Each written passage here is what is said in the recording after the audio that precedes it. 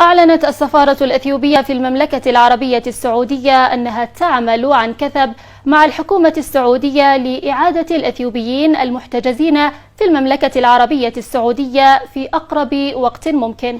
وصرح السفير الإثيوبي المفوض لدى المملكة العربية السعودية لين جوباتي بأن الحكومة الإثيوبية تعمل عن كثب مع الحكومة السعودية لإعادة الإثيوبيين الذين تم احتجازهم وسوء معاملتهم في المملكة العربية السعودية لأسباب مختلفة. وقال أنه تم تشكيل لجنة برئاسة نائب رئيس مجلس الوزراء ووزير الخارجية للعمل مع رؤساء الأقاليم لمنع وقوع العائدين في المتاعب بعد عودتهم من السعودية. وقال أن اللجنة التي تضم موظفين من السفارة الإثيوبية في السعودية أنهم يعملون عن كثب مع الحكومة السعودية.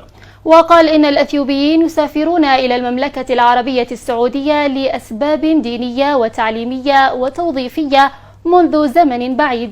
وعزى الاعتقالات إلى حقيقة أن الحكومة السعودية الجديدة بقيادة الملك سلمان بن عبد العزيز قد توصلت إلى رؤية جديدة لتحديث البلاد وتغطية مجموعة واسعة من الوظائف للمواطنين السعوديين. وأشار إلى أن الحكومة الأثيوبية قامت بإعادة 42 ألف مواطن إلى البلاد حتى وقت قريب. وأضاف أن الحكومة السعودية ملتزمة بدعم حقوق المعتقلين وتقديم الدعم اللازم لهم خلال فترة اعتقالهم حتى عودة مواطنيهم إلى ديارهم.